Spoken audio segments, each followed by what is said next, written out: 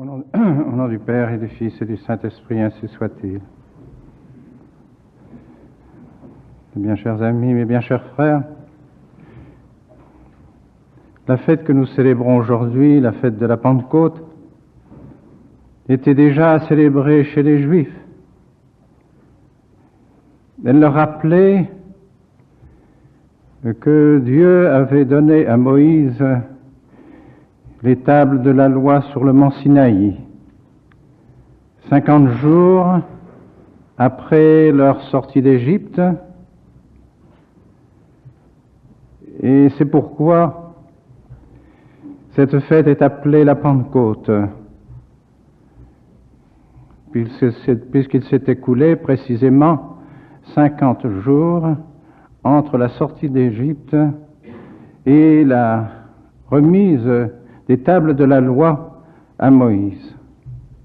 Or, évidemment, comme toutes les choses de l'Ancien Testament, elles ne sont que des figures de la grande réalité qui devait se réaliser par notre Seigneur Jésus-Christ, par le Nouveau Testament. Et cette Pentecôte du Sinaï n'était que l'image de la Pentecôte future, de celle que nous fêtons aujourd'hui, la descente du Saint-Esprit sur les apôtres. Et il y a là une similitude profonde entre la fête que célébraient les Juifs et celle que nous célébrons aujourd'hui. Il y a une affinité profonde. En effet, qu'est-ce donc que la descente du Saint-Esprit sur les apôtres? Qu'est-ce donc que cette prise de possession, en quelque sorte, du cœur et de l'esprit des apôtres, par l'Esprit de Dieu, par l'Esprit de notre Seigneur, signons d'inscrire en lettres d'or, d'inscrire profondément dans leur cœur de chair et dans leur âme la loi de Dieu. Cette loi qui fut inscrite sur des pierres ne l'est plus désormais sur des pierres, mais elle l'est sur des âmes, car cette loi n'est pas faite pour demeurer inscrite sur des pierres qui sont froides et qui ne peuvent pas accomplir cette loi. Désormais, ce sont les âmes même des apôtres qui vont recevoir cette loi dans leur cœur, cette loi de charité, qui n'est pas autre chose que le Verbe de Dieu lui-même, car la loi en Dieu, c'est le Verbe de Dieu. Et cette loi, c'est la loi de charité. Et c'est pourquoi elle s'est accomplie, cette inscription dans leur cœur, cette marque de la loi dans leur cœur s'est accomplie par l'esprit d'amour, par l'esprit de charité, qui s'est montré visiblement sur la tête des apôtres par des langues de feu. Feu de la charité. Notre Seigneur n'avait-il pas dit « Je suis venu allumer le feu sur la terre et je n'ai qu'un désir, c'est qu'il s'embrase ». Mais ce feu, c'est bien le feu de la charité, le feu de l'amour qui a embrasé les apôtres, qui a transformé leurs âmes. Et comment s'est opérée dans l'âme des apôtres cette transformation, cette inscription dans leur cœur, inscription vivante, inscription pénétrante de la loi de Dieu, de la charité dans leur cœur? Laissons, si vous voulez bien, de côté les aspects miraculeux de l'événement qui ne sont pas à dédaigner, bien sûr, et que le bon Dieu a voulu pour qu'il marque aussi nos intelligences, nos cœurs, nos mémoires. Mais demandons-nous ce qui a pu transformer ainsi les apôtres. Eh bien, ce n'est ni plus ni moins que la grâce sanctifiante, que la participation à la vie divine de notre Seigneur par les apôtres dans leur âme et leur cœur, qui les a embrasés de cet amour que le Saint-Esprit est venu leur donner. Et alors, n'est-ce pas aujourd'hui pour nous une leçon que nous devons nous rappeler, nous aussi qui avons reçu la grâce sanctifiante? si ce feu de la charité a embrasé le cœur des apôtres par la grâce sanctifiante qui leur a été donnée, et qui leur a été donnée d'une manière abondante, eh bien nous aussi, nous avons reçu cette grâce. Mais n'est-il pas vrai que ce terme de la grâce sanctifiante nous paraît un peu mystérieux? Et hélas, aujourd'hui, on ne veut même plus en parler. On ne parle plus de la grâce sanctifiante, on ne parle plus de la grâce habituelle, de la grâce surnaturelle qui élève nos âmes et qui les guérit. Non. Alors que c'est une réalité, la grande réalité pour nous.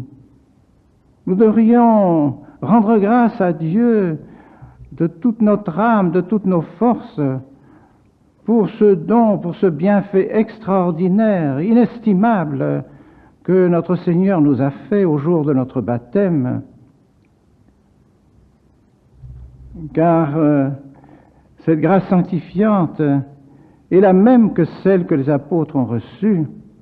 Et je dirais même qu'elle est la même aussi que celle que notre Seigneur Jésus-Christ a reçue dans son âme et qui a fait de l'âme de notre Seigneur Jésus-Christ une âme rayonnante de la divinité, à tel point que le Père lui-même a pu dire « Écoutez ce Fils en qui j'ai mis toutes mes complaisances. » En qui j'ai mis toutes mes complaisances.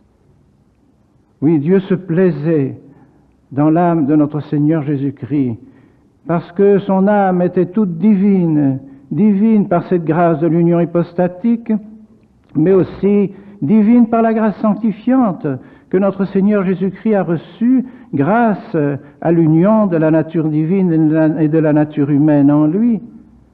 Alors cette âme devait être un ciel, un paradis, quelque chose d'ineffable. Si Dieu le Père lui-même disait qu'il se complaisait dans l'âme de notre Seigneur Jésus-Christ, comme cette âme devait être belle et qu'elle devait lui rappeler le paradis, le ciel qu'il est lui-même, que Dieu est lui-même.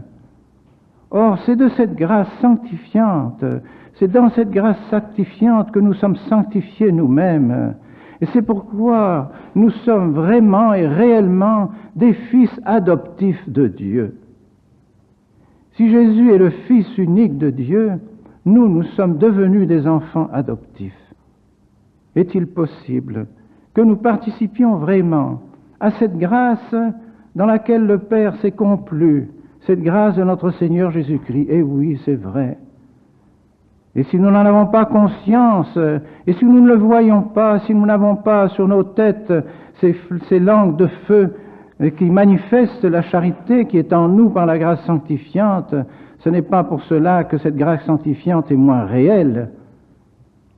Ah, si le bon Dieu, par un miracle, pouvait découvrir la beauté d'une âme ornée de la grâce sanctifiante, nous serions stupéfaits, nous serions émerveillés de la beauté d'une âme remplie de la grâce sanctifiante, car c'est une âme qui est remplie du ciel.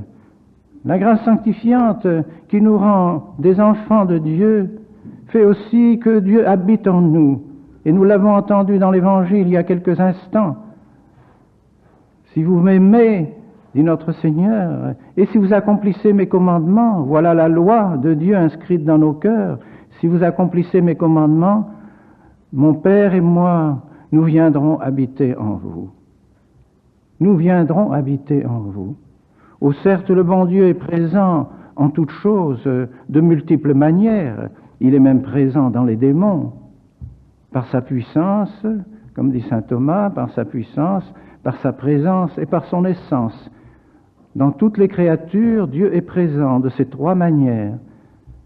Par sa puissance, parce qu'il domine toutes choses. Par sa présence, parce que Dieu est partout. Par son essence, parce que Dieu est la cause même de notre existence. Alors Dieu est présent partout, même dans les démons, dans tout ce qui existe. Mais autre chose est sa présence d'amour, sa présence par la grâce sanctifiante, qui est une participation à la nature divine elle-même, à Dieu lui-même. Nous devenons des dieux, nous pouvons le dire en toute réalité. par cette participation à la nature divine qui est dans nos âmes.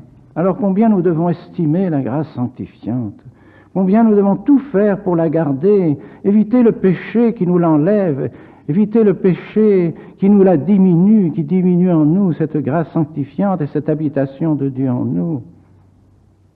Et la grâce nous fait encore, c'est l'Écriture qui nous le dit de maintes manières, de multiples manières, nous fait amis de Dieu. Vos amici mei estis, si feceritis que principio vobis. Vous êtes mes amis si vous faites ce que je vous commande. Voilà ce que dit notre Seigneur.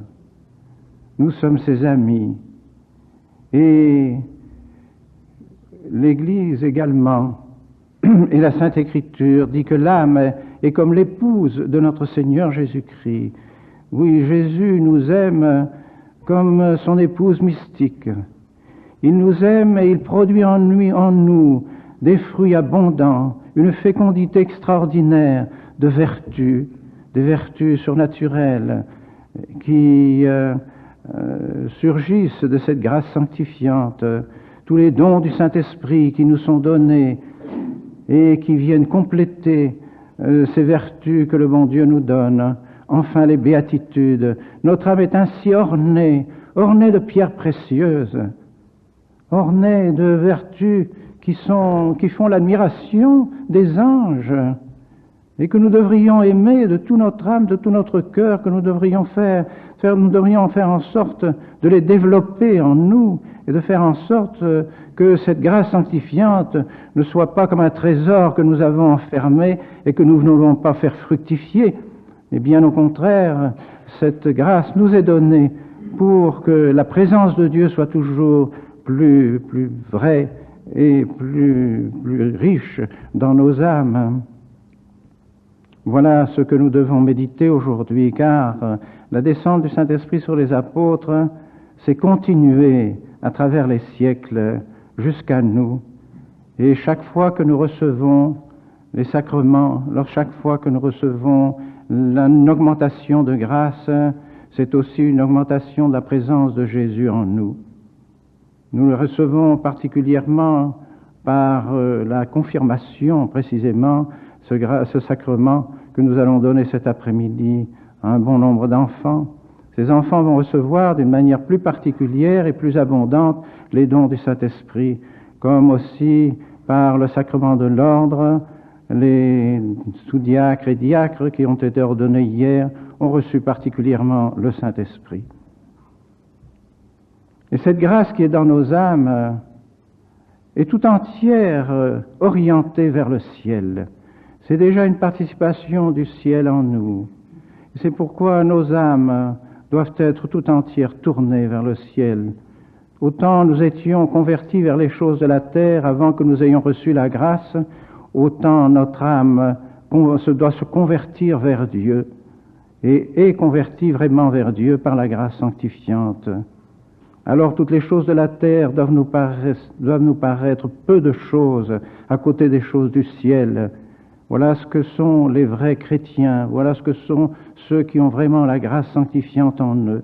Ils doivent rayonner cette charité, rayonner cette présence de Dieu en eux, rayonner par leur sérénité, rayonner par leur dévouement, par leur désir de convertir les âmes, de leur transmettre précisément cette grâce qu'ils ont reçue eux-mêmes. Et c'est ça le règne de notre Seigneur, c'est ça le règne de Dieu en nous, règne de Dieu autour de nous. C'est bien ce que l'Écriture nous dit. Celui qui avait trouvé une pierre précieuse, le règne de Dieu est semblable à celui qui a trouvé une pierre précieuse et qui vend tout pour acquérir cette pierre précieuse.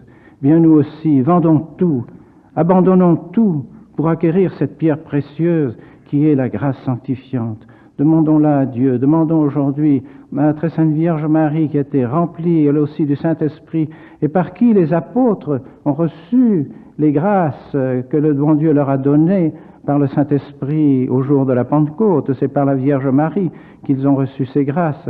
Bien, demandons-nous aussi à la Vierge Marie de nous donner l'Esprit Saint et de nous faire prendre conscience toujours davantage de la grandeur, de la beauté, de la sublimité de la grâce sanctifiante que nous devons garder précieusement en nous et faire en sorte que jamais nous ne la perdions, afin de pouvoir nous unir dans l'éternité avec tous les saints du paradis, au nom du Père et du Fils et du Saint-Esprit.